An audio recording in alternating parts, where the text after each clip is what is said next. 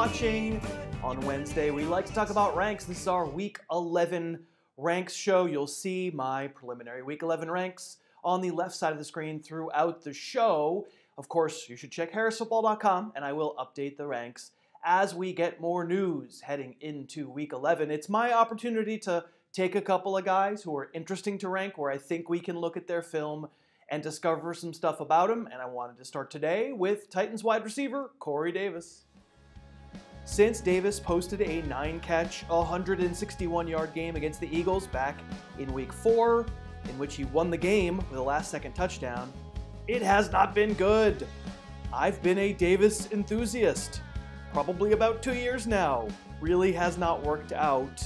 But against the Patriots last week, listen, I think we saw the best of what Corey Davis can be, and on this here show today, I want to illustrate why I have found Davis to be sort of an irresistible prospect, even though it hasn't really consistently worked out yet, but also why he's not like every other wide receiver out there. He's not the quickest guy. I want to show you all this stuff.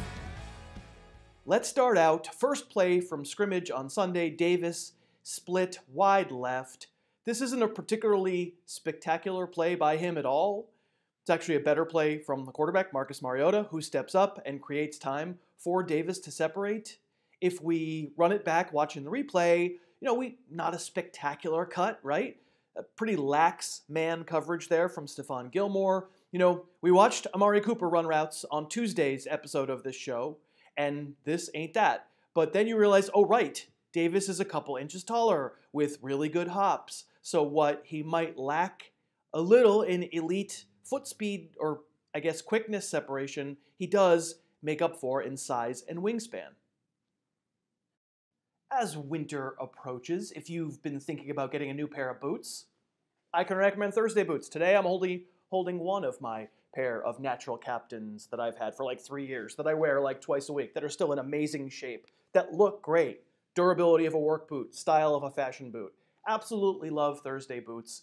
Frankly, a great, honest pair of boots at a really fair price. They start at $149, which for a pair of boots you're going to have season after season after season, they're going to last you. It's a fantastic deal. Click on the link in the show notes. That'll take you over to Thursday Boots. We love them as a sponsor. Really appreciate them sponsoring the show this week. Go get a pair of boots. You deserve them.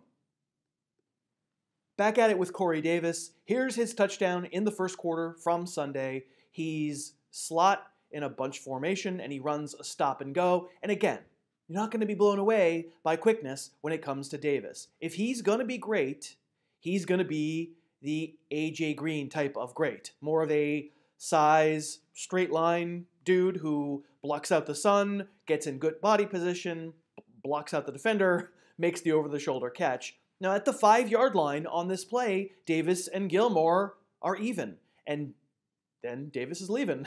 He separates not at the break of the double move, but in the long stride at the end and makes the big catch. And I should hasten to add, in this particular game against the Patriots, Davis had 2 other end zone chances on 2 separate drives in the first quarter alone, not including the touchdown drive I just showed you. This one, leap up like Spider-Man, almost make the catch.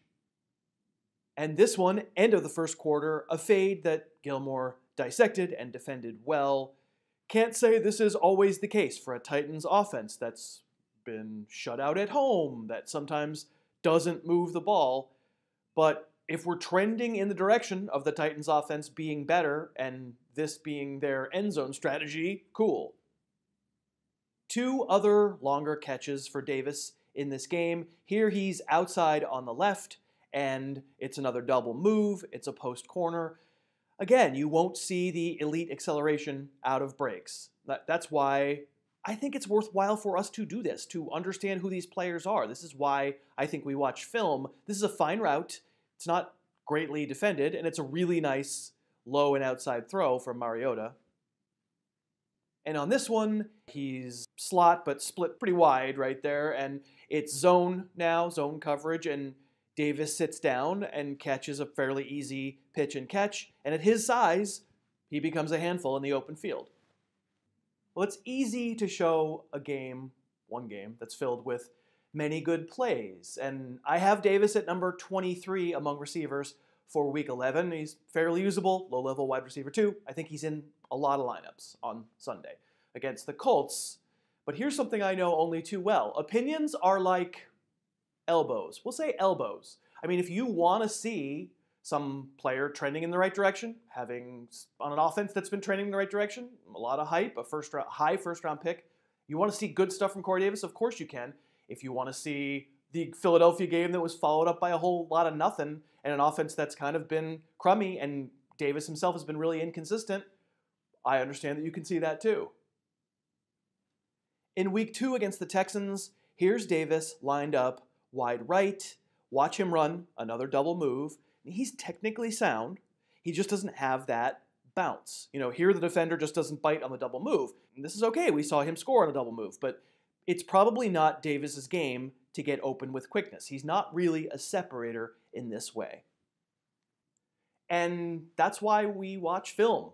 What Corey Davis is learning right now is how to be an A.J. Green style receiver. He's learning how to win with size and some speed and sort of the ability to blot out the sun. He's never going to be Keenan Allen, Amari Cooper. He's not going to be able to separate that way.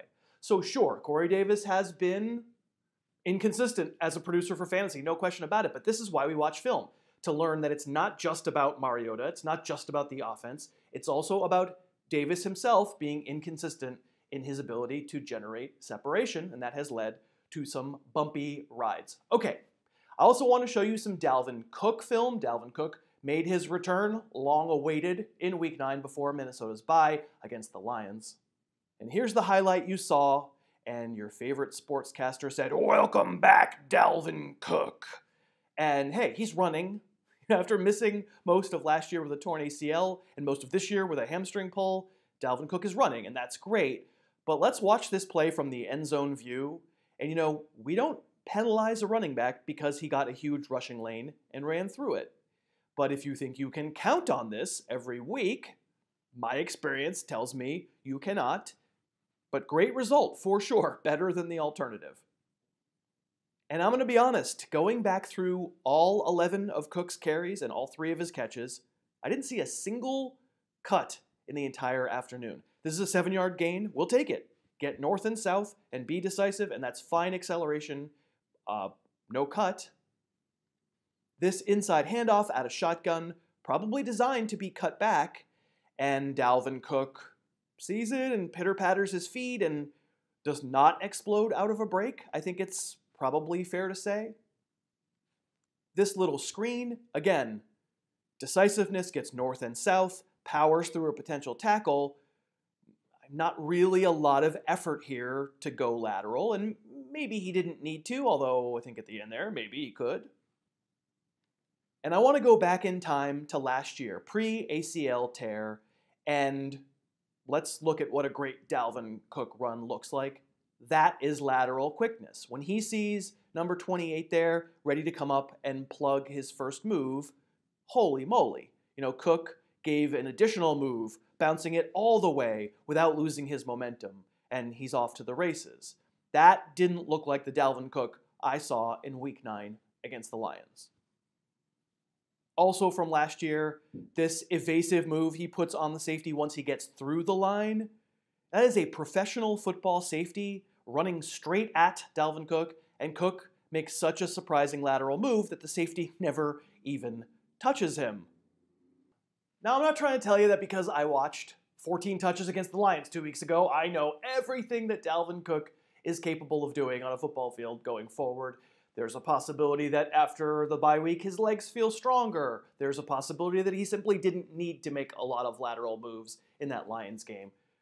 But I have to say, I like Dalvin Cook a lot coming into this year, and I have him number 15 among running backs this week, in a week where there are some pretty good guys on bye, and that feels a little low, and I'm a little worried. I think in most cases, you're probably starting him, but we could be looking at a dude who's not going to be the same dude that we saw before the ACL tear until next year. I'll put it this way. He's in your lineup, but if you are approaching your fantasy trade deadline and someone is really trying to sell you Dalvin Cook hard and saying, he's back. You see that long run? He's absolutely back.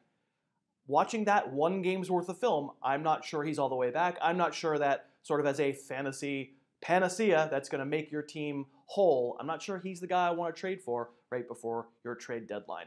Let me quickly mention that depending on when you're watching this, we are either fast approaching or have just passed 20,000 subscribers to this channel, which is fantastic. And I am going to do a live chat for an hour with all of you at some point soon. I'll announce it here. I'll announce it on Twitter as well. I'll see you then. In the meantime, thanks for watching. Thanks so much for watching. Please, please, please smash that like button, write a comment, tell us who else you'd like to see us review film on, and of course, best of all, please subscribe to our channel and then click that little bell above the subscribe button and you'll be notified whenever we post a new video.